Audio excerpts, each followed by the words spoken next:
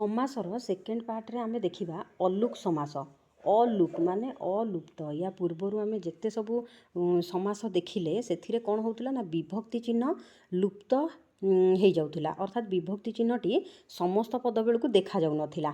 किंतु एठी देखिबा विभक्ति चिन्ह जोटा कि सप्तमी विभक्ति रे देखा जाउची, जना पड़ुची। जेमती उदाहरण युद्धि अर्थात युद्धरे स्थिर, युद्धरे एकु रूरे कही सप्तमी विभक्ति अच्छी एठी। तेणुक समस्त पद कौन है युधिष्ठिर, ताने एठी युद्धि युद्धिर अर्थ कौन युद्धरे सप्तमी विभक्ति रहा एठी। तेणुक एठी देखिले जे समस्त पदरे विभक्ति चिन्ह लुप्त हेउ नाही, तेणुक ताकू अलुप्त बा अलुक बोलिकी कहा जाइछि। जेउ समासर समस्त पदरे विभक्ति चिन्ह लुप्त हुए नाही ताहाकू अलुक समास बोलिकी आमे कहिबा। एहीपरि आमे गढ़ी परिबा कौन ना बने चरे जे, बनेर अर्थ कौन ना बनरे, अर्थात इठी समस्त पद को देखिबा ना बने चर अच्छी, बने लिखाई ताने सप्तमी विभक्ति एठी रही, विभक्ति चिन्हटी एठी समस्त पदरे कौन दृश्यमान होउची बा लुप्त हेई नाही, एठी अलुप्त अछि। सेही भली अंते बास करे जे, अंते बासी, अंते अंतेर अर्थ कौन अंतरे सप्तमी विभक्ति, समस्त पद कौन अच्छी ना अंतेबासी, अंते मध्य एठी भी अच्छी। तेणुक एठी विभक्ति चिन्हटी लुप्त हेई नाही, सप्तमी विभक्ति दृश्यमान होउछि। तापर देखिबा कर्मधारय समास। कर्मधारय समासर गठन प्रणाली रे विविधता रही, भिन्न भिन्न प्रकार गठन प्रणाली। एथिरे आमे विग्रह वाक्य आउ समास पदर गठन कौशल को देखिबा। विग्रह वाक्य आमे कौन जानिचे, विग्रह वाक्य रे नील अटे कई, एटा हला विग्रह वाक्य। समास पद को गुड़ाक ना नील गोटे आउ कई गोटे, ये हला समास पद। तो एठी नील ये हला कौन ना विशेषण पद, माने आउ गोटे नाउन को बा विशेष्य को जोटा विशेषित करुथाय ता विषय अधिक कथा कहबो ताकू ही विशेषण पद बोली आमे कहू। तेणुक नील ये गोटे माने रंग, अन्य गोटे जिनसर रंग को बतैब। तेणुक ये हला विशेषण एवं कई हला गोटे विशेष्य पद। ताहले एठी गोटे विशेषण गोटे विशेष्य मिसिकरी हेची नील कई समस्त पदटी। सेही भली डेंगा गोटे विशेषण पद, गछ है गोटे विशेष्य पद। पोड़ा तीयण, पोड़ा है गोटे विशेषण पद, तीयण है गोटे, तीयण मान तरकारी को प्रायतः तीयण कह जाए, तीयण ये है विशेष्य पद। कौल शाग, कौल है विशेषण आउ शाग है विशेष्य पद। फटा हांडी, फटा है विशेषण पद आउ हांडी है विशेष्य पद। सफा लुगा, सफा है विशेषण पद आउ लुगा है विशेष्य पद। सज्जन, सत जन मिसेकी सज्जन है, सत ये है कौन ना विशेषण पद आउ जन है विशेष्य पद। उड़ा जहाज, तो उड़ा उड़ीबा ये गोटे है कौन ना विशेषण पद आउ जहाज है गोटे विशेष्य पद। लुणी माछ, लुणी है विशेषण पद आउ माछ है विशेष्य पद। से ही आउ किछि उदाहरण देखिबा, गठन प्रणाली भी देखिबा समासर। जे रुद्र से सुंदर, एठी रुद्र आउ सुंदर दुईटा जाक होउची विशेषण पद। जे मूर्ख से पंडित, मूर्ख गोटे विशेषण पद, पंडित मध्य गोटे विशेषण पद। जे चालाक से चतुर, एठी चालाक गोटे विशेषण पद, चतुर मध्य गोटे विशेषण पद। ए सबु गुड़िक गोटे गोटे विशेषण पद। तापरे जे राजा से ऋषि, एठारे राजा भी गोटे विशेष्य पद नाई कि आउ ऋषि मध्य गोटे विशेष्य पद, दुईटी विशेष्य पद मिसिचंती। एठी लेखिला बेले कौन हेची ना रु आउ सी, रुटा ता पर पदरे पर वर्णरे कौन हेची ना रेफ हेकी लागी जाइछि, राजर्षि हेची। सेही भली देवयुक्त ऋषि देवर्षि, देव जे देव से ऋषि देवर्षि ब्रह्मर्षि एही भली लिखि परिबा। श्रेष्ठ अटे नर, एठी श्रेष्ठ ये होची कौन ना विशेषण पद, नर हेउची कौन ना विशेष्य पद। ताहले आमे जेते सबू देखिले समास, एठी कौन देखिले ना विशेष्य आउ विशेषण मिसिकिरी तैयारी हेइचंती। किंतु मने रखिबो एई विशेष्य विशेषण मिसिकिरी जो समास पद तैयारी हैला, एथिरु आमे कौन जानिले ना विशेषण आउ विशेष्य पद को नहीं जो समास गठित हुए ताहाकू कर्मधारय समास बोली कहते। आउ एई कर्मधारय समास रे जो समस्त पद गठित हब पर पदर अर्थर प्राधान्य रहे। उदाहरण देखिबा, एई नर श्रेष्ठटा है गोटे कौन ना समस्त पद, एथिरे श्रेष्ठ हेउची कौन पूर्व पद, नर है परपद। ଯେତେବେଳେ ସମସ୍ତ ପଦ ଗଠିତ ହେଲା ସେତେବେଳେ ନର ଅର୍ଥାତ୍ ପର ପଦର ବେଶୀ ପ୍ରାଧାନ୍ୟ ରହିଲା। ବର୍ତ୍ତମାନ ଦେଖିବା ବିଭିନ୍ନ ପ୍ରକାରର କର୍ମଧାରୟ ସମାସ। ଏବେ ରୂପକ କର୍ମଧାରୟ ସମାସକୁ ଦେଖିବା। ରୂପକ କର୍ମଧାରୟ ସମାସକୁ ବୁଝିବା ପାଇଁ ଆମେ ଉପମେୟ କ'ଣ ଆଉ ଉପମାନ କ'ଣ ଜାଣିବା। ଉପମେୟ କ'ଣ ନା ଯାହା ବିଷୟରେ ଉପମା ଅର୍ଥାତ୍ ତୁଳନା ଦିଆଯାଏ ତାକୁ ଉପମେୟ କହନ୍ତି। ଏହିଭଳି ବୁଝିପାରୁନଥିବ ଉଦାହରଣକୁ ବୁଝିଲେ ଆମେ ଜାଣିଦେବା ଉପମେୟ କ'ଣ। ଏହି ଉପମେୟ ହେଉଛି ପ୍ରକୃତ ବସ୍ତୁ। ତାପରେ ହେଲା ଉପମାନ। ଉପମାନ କ'ଣ ଉପମେୟ ବା ଯେଉଁ ପ୍ରକୃତ ବସ୍ତୁ ତା ସହିତ ଯାହାର ତୁଳନା କରାଯାଏ ତାକୁ ଉପମାନ ବୋଲି କୁହନ୍ତି। ଉଦାହରଣ ଦେଖିବା। ଈଶ୍ୱରଚନ୍ଦ୍ର ବିଦ୍ୟାସାଗର ଧନରତ୍ନରେ ଭୂଷିତ ହୋଇଥିଲେ ବିଦ୍ୟାରତ୍ନରେ ଭୂଷିତ ହୋଇଥିଲେ। ଏଠି ବିଦ୍ୟାରତ୍ନ ଯେଉଁ ଶବ୍ଦଟି ଅଛି ଏଟାକୁ ଆମେ ଦେଖିବା ବିଦ୍ୟା ରୂପକ ରତ୍ନ ମଧ୍ୟ କହିପାରିବା। ତାକୁ କ'ଣ କହିପାରିବା ନା ବିଦ୍ୟା ରୂପକ ରତ୍ନ ମଧ୍ୟ କହିପାରିବା। ତ ବିଦ୍ୟା ହେଉଛି ଏଠି କ'ଣ ନା ଉପମେୟ। ବିଦ୍ୟା ହେଉଛି କ'ଣ ପ୍ରକୃତ ବସ୍ତୁ ଉପମେୟ ଓ ରତ୍ନ ହେଉଛି କ'ଣ ନା ଉପମାନ ଅର୍ଥାତ୍ ତୁଳନା କରାଯାଇଛି। ଅର୍ଥାତ୍ ଏଠି ବିଦ୍ୟାକୁ କାହା ସହିତ ତୁଳନା କରାଯାଇଛି ନା ଗୋଟେ ରତ୍ନ ସହିତ ତୁଳନା କରାଯାଇଛି ହେଲା। ତ ଆମେ ଏପରି ମଧ୍ୟ କହିପାରିବା କ'ଣ ନା ବିଦ୍ୟା ରୂପକ ରତ୍ନ ବୋଲିକି। ଏଠାରେ ଉପମେୟ କିଏ ନା ବିଦ୍ୟା, ଉପମାନ ଅର୍ଥାତ୍ କିଏ ନା ରତ୍ନ ମଧ୍ୟରେ ଭେଦ ଥିଲା ପରି ଜଣାପଡ଼ୁନାହିଁ। ଅର୍ଥାତ୍ ବିଦ୍ୟାର ମୂଲ୍ୟ ଯାହା ରତ୍ନର ମୂଲ୍ୟ ମଧ୍ୟ ସେଇଆ ବୋଲିକି କୁହାଯାଉଛି। ଅର୍ଥାତ୍ କ'ଣ ଆମେ ଜାଣିଲେ ନା ଉପମାନ ଆଉ ଉପମେୟ ମଧ୍ୟରେ ଅଭେଦ କଳ୍ପିତ ହୋଇ ସମାସ ହେଲେ ରୂପକ କର୍ମଧାରୟ ସମାସ ହୁଏ। ଏଠି ପ୍ରଶ୍ନରେ ପ୍ରାୟ ପଡ଼େ ଉପମେୟ କେଉଁଟା ଆଉ ଉପମାନ କେଉଁଟା। ଦେଖ ଏଇଭଳି ଭାବରେ ଆମେ ଆଉ କ'ଣ ଗଢ଼ିପାରିବା ରୂପକ କର୍ମଧାରୟ। ଯେମିତି ଶୋକ ରୂପକ ସାଗର ଶୋକ ସାଗର, କନ୍ୟା ରୂପକ ରତ୍ନ କନ୍ୟା ରତ୍ନ, ପୁତ୍ର ରୂପକ ମଣି ପୁତ୍ରମଣି, ଶୋକ ରୂପକ ଅଗ୍ନି ଶୋକାଗ୍ନି, ଅଜ୍ଞାନ ରୂପକ ଅନ୍ଧକାର ଅଜ୍ଞାନାନ୍ଧକାର। ତାପରେ ଦେଖିବା ସାଧାରଣ ଧର୍ମ କ'ଣ ଉପମେୟ ଆଉ ଉପମାନ ମଧ୍ୟରେ। ଉପମେୟ ଆଉ ଉପମାନ ମଧ୍ୟରେ ଥିବା ସମାନ ଗୁଣକୁ ବା ଧର୍ମକୁ ଆମେ ସାଧାରଣ ଧର୍ମ ବୋଲି କହୁ। ଉଦାହରଣ ଦେଖିବା ନା ମୁଖଟି ଚନ୍ଦ୍ର ପରି ସୁନ୍ଦର। ଏଠି କ'ଣ ସାଧାରଣ ଗୁଣ ନା ମୁଖଟି ଯେମିତି ସୁନ୍ଦର ଚନ୍ଦ୍ର ମଧ୍ୟ ସେମିତି ସୁନ୍ଦର। ତେଣୁକରି ଦୁଇ ଜଣଙ୍କର ଏଠି ସୁନ୍ଦର ହେଉଛି କ'ଣ ନା ସାଧାରଣ ଧର୍ମବାଚକ ପଦ। ଦୁଇ ଜଣ ଯାକଙ୍କର ସାଧାରଣ ଧର୍ମ ହେଉଛି କ'ଣ ଦୁଇ ଜଣ ଯାକ ସୁନ୍ଦର ହେଲା। ତ ଉପମାନ କର୍ମଧାରୟ କ'ଣ ତାପରେ ଦେଖିବା। ତାହେଲେ ଉପମାନ କର୍ମଧାରୟରେ ଆମେ କ'ଣ ଦେଖିଲେ ଉଦାହରଣ ଦେଖିବା। କାକ ପରି କୃଷ୍ଣ କାକ କୃଷ୍ଣ, ଘନ ପରି ଶ୍ୟାମ ଘନ ଶ୍ୟାମ। ଏଠି କ'ଣ କାକ ଆଉ ଘନ ଏ ଦୁଇଟି ହେଉଛନ୍ତି ଉପମାନ ଆଉ କୃଷ୍ଣ ଆଉ ଶ୍ୟାମ ହେଉଛନ୍ତି ସାଧାରଣ ଧର୍ମ। କୃଷ୍ଣ ଆଉ ଶ୍ୟାମ ଏ ଦୁଇଟି ହେଲା ସାଧାରଣ ଧର୍ମ। ଆମେ କ'ଣ ଦେଖିଲେ କେବଳ ଉପମାନ ଓ ସାଧାରଣ ଧର୍ମ ଏଠି ରହିଛନ୍ତି, ଉପମେୟ ନାହିଁ ହେଲା। କିଏ ରହିଛି ନା ଉପମାନ କାକ, ଘନ ବି ହେଲା କ'ଣ ଉପମାନ। ଏଠି ସାଧାରଣ ଧର୍ମ କ'ଣ ନା ଇଏ ବି କୃଷ୍ଣ ଇଏ ହେଲା ଶ୍ୟାମ, ଦୁଇ ଜଣ ଯାକଙ୍କର ଇଏ ହେଲା ସାଧାରଣ ଧର୍ମ। ତ ଉପମାନ ସହିତ ସାଧାରଣ ଧର୍ମବାଚକ ପଦ ଥିବ, ଉପମାନ ଥିବ ଆଉ ଗୋଟେ ସାଧାରଣ ଧର୍ମବାଚକ ପଦ ଥିବ। ତ ଏଇ ପଦର ସମାସକୁ ଉପମାନ କର୍ମଧାରୟ ସମାସ ବୋଲିକି କୁହାଯାଏ। ସେଇଭଳି ଉଦାହରଣ ଆମେ ନେଇପାରିବା ତୁଷାର ଧବଳ। ଏଠି ତୁଷାର ହେଉଛି କ'ଣ ଉପମାନ, ଧବଳ ହେଉଛି କ'ଣ ନା ସାଧାରଣ ଧର୍ମ। ଲବଣୀ କୋମଳ, ଲବଣୀ ହେଲା କ'ଣ ଉପମାନ ଆଉ ସାଧାରଣ ଧର୍ମ ହେଲା ଇଏ ହେଲା କୋମଳ। ତାପରେ ଦେଖିବା ଉପମିତ କର୍ମଧାରୟ ନା ମୁଖଟି ଚନ୍ଦ୍ର ପରି ଅର୍ଥାତ୍ ମୁଖ ଚନ୍ଦ୍ର। ଏଠି ମୁଖ ଆମେ ଦେଖିଲେ କ'ଣ ପ୍ରକୃତ ବସ୍ତୁ ଯିଏକି ଉପମେୟ, ଆଉ ଚନ୍ଦ୍ର ଇଏ ହେଉଛି ଉପମାନ ଯାହା ସହିତ ତୁଳନା କରାଗଲା ସିଏ ହେଲା କ'ଣ ନା ଚନ୍ଦ୍ର। ଏଠି କ'ଣ ଦେଖିଲେ ଆମେ ସମାସରେ ଉପମେୟ ପୂର୍ବପଦ ରହିଲା, ମୁଖ ହେଲା ଉପମେୟ ପୂର୍ବପଦ ରହିଲା ଆଉ ଉପମାନ ହେଲା ପରପଦ ହେଲେ ତାକୁ କ'ଣ କହିବା ନା ଉପମିତ କର୍ମଧାରୟ ବୋଲି କହିବା। ଏହି ସୂତ୍ରରେ ଆମେ ଗଢ଼ିପାରିବା ଅଧର ବିମ୍ବ। ଅଧର ଏଠି ହେଲା କ'ଣ ଉପମେୟ ଆଉ ବିମ୍ବ ହେଲା ଉପମାନ। ପାଦ ପଦ୍ମ, ପାଦ ଏଠି ହେଲା କ'ଣ ଉପମେୟ ପ୍ରକୃତ ବସ୍ତୁ, ତାପରେ ପଦ୍ମ ଇଏ ହେଲା ଉପମାନ। ସେଇଭଳି ଚରଣ କମଳ, ନରସିଂହ, ନରେନ୍ଦ୍ର,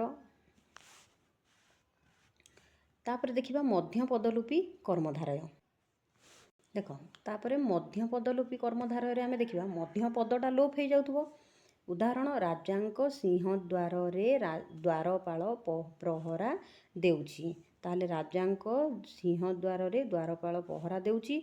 एठी गोटे शब्द अछि कोन ना सिंहद्वार। आमे आकु लिखि परिबा कोन ना सिंह चिह्नित द्वार।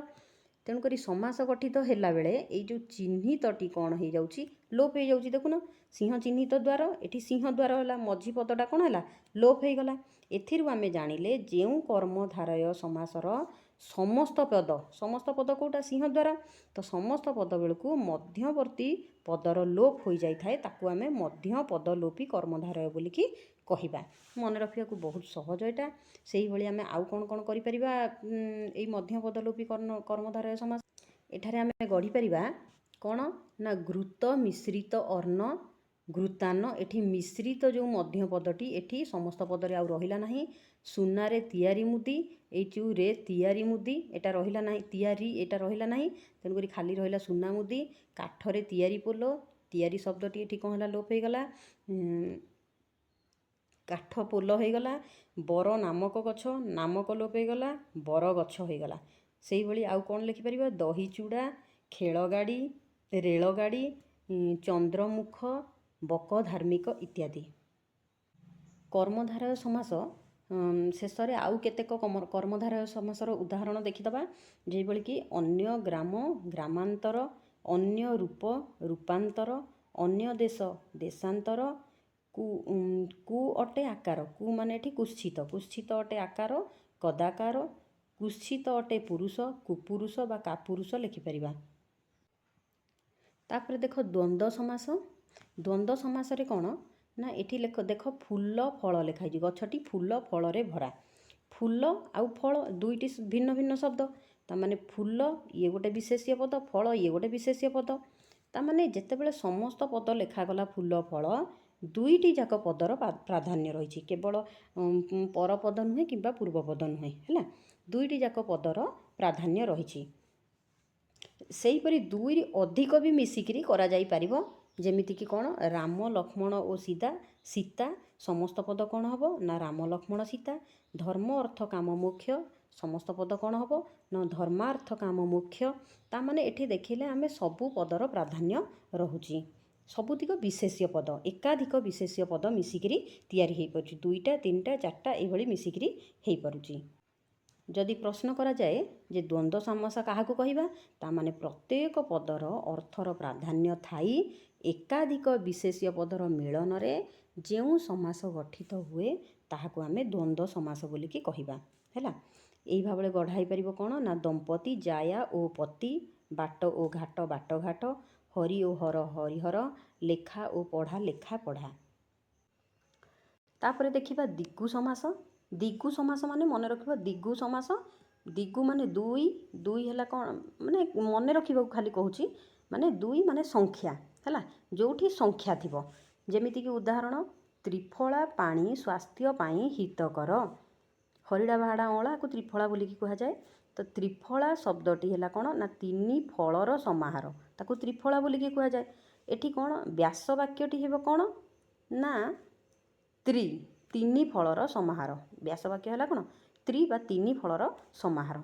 तो शब्दटीर आद्य रही गला कोन ना संख्यावाचक शब्द मिसीगला। तो सही भरी कौन हम चारि वेद माने चारि वेदर समाहार कौन चारि वेद। तो आद्य शब्दटी चारि रहीगला एठी देखिले ना नाई तो संख्यावाचक रहिला। ताहले दिगु समास काहाकू कहिबा ना जेउ समास रे संख्यावाचक शब्द पूर्वरे थाइकी समस्त पदटी गोटे समाहार बा समष्टि को बुझाउथिबो ताकू आमे दिगु समास बोली कहिबा। सेही भली आउ कोन लिखि परिबा षड माने 6 षडरिपु पंचेन्द्रिय पांच इंद्रियर समाहार अष्ट रत्न 8टी रत्नर समाहार पंचगव्य सप्ताह पंचवटी चौपदी एही भली भाबरे आमे दिगु समास करि परिबा। देख तापर देखिबा बहुब्रीहि समास। बहुब्रीहि समास रे टिके मने रखिबो जे अर्थटा जेमिति अलगा होतबो आमे व्यास वाक्य रे जहा बुझुतबा अर्थ हैला बेलकु सेटा अलगा हो जाउतबो। उदाहरण देख ना दशहरा दिन दासरथी ଦଶାନନକୁ ବଧ କଲେ। କିଏ ବଧ କଲେ ଦଶାନନକୁ? ନା ଦାଶରଥୀ। ଏଠି ଏଟାକୁ ବୋଲ୍ଡ ଦିଆଯାଇଛି, ଏଠି ଦଶାନନକୁ ବୋଲ୍ଡ ଲେଟରରେ ଲେଖାଯିବା କଥା। ବାଳକ ବାଳିକାମାନେ ବୀଣା ପାଣିକୁ ପୂଜା କରୁଛନ୍ତି। ତ ଉପର ଦୁଇଟି ବାକ୍ୟରେ ଆମେ ଦେଖିଲେ ଦଶାନନ ଆଉ ବୀଣା ପାଣି ଦୁଇଟା ଶବ୍ଦକୁ ଆମେ ଦେଖିଲେ। ତାର ଆମେ ଦେଖିବା ବ୍ୟାସ ବାକ୍ୟ କ'ଣ ହେବ? ଦଶାନନର ବ୍ୟାସ ବାକ୍ୟ କ'ଣ ହେବ? ନା ଦଶ ଆନନ ଯାହାର। ଏଠି ଆନନର ଅର୍ଥ ମୁଖ, ଅର୍ଥାତ୍ ଯାହାର 10ଟା ମୁଖ ତାକୁ ଆମେ ଦଶାନନ। ଏଠି ନ ବୁଝିକି କାହାକୁ ଦଶାନନ ବୋଲି ବୁଝିବା? ନା ରାବଣକୁ ବୁଝିବା। ତାମାନେ ଅର୍ଥ ଗୋଟେ ପୁରା ଅଲଗା ହେଇଗଲା। ସେହିପରି ବୀଣା ପାଣିରେ ଯାହାର, ଅର୍ଥାତ୍ ବୀଣା ଯାହା ପାଣିରେ ମାନେ କ'ଣ? ହାତରେ, ଯାହା ହାତରେ ବୀଣା ଧରିଥାନ୍ତି। ତାମାନେ ଯିଏ ବି ହାତରେ ବୀଣା ଧରିଥିବେ ଆମେ ତାଙ୍କୁ ବୀଣା ପାଣି କହିବାନି। ବୀଣା ପାଣି କହିଲେ ଆମେ ସରସ୍ୱତୀକି ହିଁ କେବଳ ବୁଝିବା। ତ ଏଠାରେ ଆମେ କ'ଣ ଦେଖିଲେ? ଏଠି ଦେଖିଲେ ଯେଉଁ ସମାସରେ ସମସ୍ତ ପଦ ସମସ୍ୟମାନ ପଦମାନଙ୍କ ମଧ୍ୟରୁ କାହାରି ଅର୍ଥକୁ ନ ବୁଝେଇକି, ଅର୍ଥାତ୍ ଦଶ ଆନନ ବୀଣା କିମ୍ବା ପାଣି, ଏ ଗୋଟେ କେଉଁଟାକୁ ବି ବୁଝେଇଲାନି। ନା ବୀଣାକୁ ବୁଝେଇଲା, ନା ପାଣିକୁ ବୁଝେଇଲା, ନା ଦଶକୁ ବୁଝେଇଲା, ନା ଆନନକୁ ବୁଝେଇଲା। ନ ବୁଝାଇ ଅନ୍ୟ ଗୋଟେ ଅର୍ଥକୁ ବୁଝେଇଲା, ତାକୁ ଆମେ ବହୁବ୍ରୀହି ସମାସ ବୋଲିକି କହିଥାଉ। ସେହିଭଳି ଆମେ ଆହୁରି ଗଢ଼ିପାରିବା କ'ଣ? ଯେଇଭଳି ବୀଣା ପାଣି ଆଉ ଦଶାନନ ହେଲା, ସେହିଭଳି ତ୍ରିଲୋଚନ, ପୀତାମ୍ବର, ଦିଗମ୍ବର, ନୀଳକଣ୍ଠ, ପଞ୍ଚାନନ, ଚତୁର୍ଭୁଜ ଏସବୁ ଅଲଗା ଅଲଗା ଅର୍ଥକୁ ବୁଝେଇବ। ଯେମିତିକି ତ୍ରିଲୋଚନ କହିଲେ ଶିବଙ୍କୁ ବୁଝେଇବ, ଯାହାର ବି 3ଟା ଆଖି ଥିବ ତାଙ୍କୁ ବୁଝେଇବନି, କହିଲେ ଶିବଙ୍କୁ ହିଁ ବୁଝେଇବ। ମନେ ରଖ, ଯେତେବେଳେ ସମାସର ବିଗ୍ରହ ବାକ୍ୟ ହେବ ଆମେ ସେଥିରେ ଯାହାର, ଯାହାକୁ, ଯଦ୍ୱାରା, ଯାହାଠାରୁ, ଯାହାଠାରେ ଏଇସବୁ ପଦ ବ୍ୟବହାର କରିଥାଉ, ନାଇଁ କି? ଏଇ ସମାସର ଗୋଟେ ବିବିଧ ରୂପକୁ ଆମେ ଦେଖିବା, ଭିନ୍ନ ଭିନ୍ନ ପ୍ରକାର କେମିତି ବ୍ୟବହାର ହେଇଛି। ହେଲା, ମନେ ରଖିବ ଯେ ବହୁବ୍ରୀହି ସମାସରେ ଅକ୍ଷି ଶବ୍ଦ ସମସ୍ତ ପଦ ଯେତେବେଳେ ଲେଖା ହେବ, ମାନେ ଏଠି ଅକ୍ଷି ରହିଛି ହେଲା, ଯେତେବେଳେ ସମସ୍ତ ପଦ ହେବ ସିଏ ଅକ୍ଷରେ ପରିଣତ ହୋଇଯିବ। ଅକ୍ଷିଟା ଅକ୍ଷରେ ପରିଣତ ହୋଇଯିବ, ନାଭିଟା ନାଭରେ ପରିଣତ ହୋଇଯିବ। କେମିତି? ଯେମିତି ବିରୂପ ଅକ୍ଷି ଯାହାର, ବିରୂପାକ୍ଷ, ଆକ୍ଷ ହେଇଗଲା, ପାକ୍ଷ, ଅକ୍ଷ ହେଇଗଲା। ଯେମିତି ଏଠି ଅକ୍ଷି ଅଛି, ଏଠି ବିରୁ ପକ୍ଷୀ ହେଲା କି? ପାଖି ହେଲା କି? ନା, ବିରୂପାକ୍ଷ ହେଇଗଲା। ପଣ୍ଡୁରିକ ଅକ୍ଷି ଯାହାର, ପଣ୍ଡୁରିକାକ୍ଷ। ସେହିପରି ଆମେ ଲେଖିବା ବିଶାଳ ଅକ୍ଷି ଯାହାର, ବିଶାଳାକ୍ଷ। ସହସ୍ର ଅକ୍ଷି ଯାହାର, ସହସ୍ରାକ୍ଷ। ପୁଣି କ'ଣ ପଢ଼ିଥିଲେ? ନା ନାଭିଟା ନାଭରେ ପରିଣତ ହେବ। ସେହିପରି ହେବ କ'ଣ? ନା ପୁଣି ପଦ୍ମନାଭିରେ ଯାହାର, ପଦ୍ମନାଭ। ଦେଖ, ଯଶସ୍, ତେଜସ୍, ମନସ୍ ଏସବୁଥିରେ ଆମେ କ'ଣ ଦେଖିଲେ? ଶେଷରେ ସ ଅଛି ହଳନ୍ଦିଆ ହେଇକି। ଏଇଭଳି ଯଦି ଶେଷରେ ସ ରହିବ ଏଇ ଶବ୍ଦକୁ ନେଇକି ଯେତେବେଳେ ଆମେ ବହୁବ୍ରୀହି ସମାସ କରିବା, ସର ଲୋପ ହୁଏ ହେଲା, ଅନ୍ତ୍ୟ ଅ ଆକାର ହେଇଯାଏ ହେଲା, ଅନ୍ତ୍ୟ ଅଟା ଆକାର ହେଇଯାଏ। ତ ସଟା ଅତୁଟ ରହେ ଆଉ କର ଆଗମନ ହୁଏ। ଯେଭଳି ଲେଖିବା, ଉଦାହରଣ ଦେଖିଲେ ବୁଝିପାରିବା। ମହାନ ତେଜ ଯାହାର, ମହାତେଜ, ଏଠି କର ଆଗମନ ହୋଇଛି ହେଲା। ଉଦାର ଚେତ ଯାହାର, ଉଦାର ଚେତା। ଉଚ୍ଚ ମନ ଯାହାର, ଉଚ୍ଚ ମନା।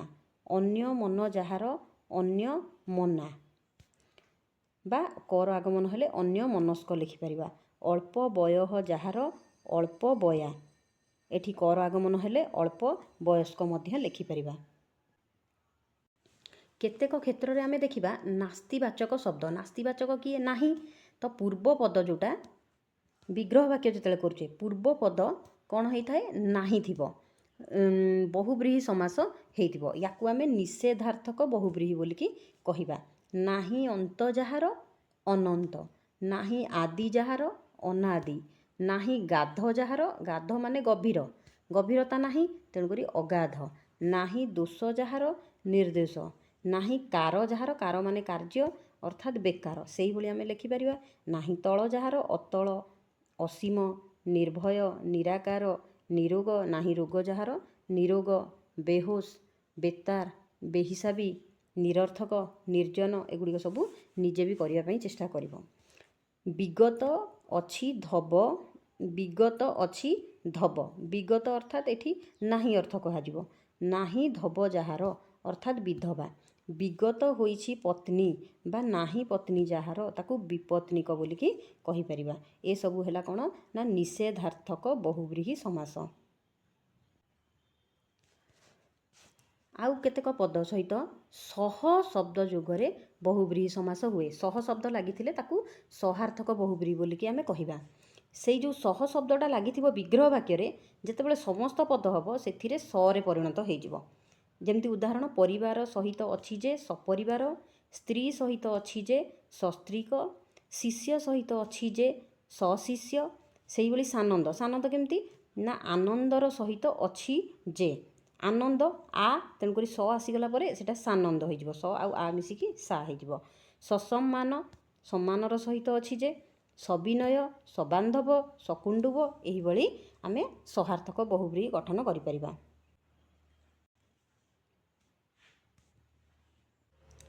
କେତେକ ବହୁବ୍ରୀହି ସମାସରେ ଆମେ ଦେଖିବା ସମାନ ଶବ୍ଦଟି ଲାଗିଥାଏ, ନାଇଁ କି? ଏଇ ସମାନ ସ୍ଥାନରେ ସ ବି ହେଇପାରିବ ଆଉ ସହ ବି ହେଇପାରିବ।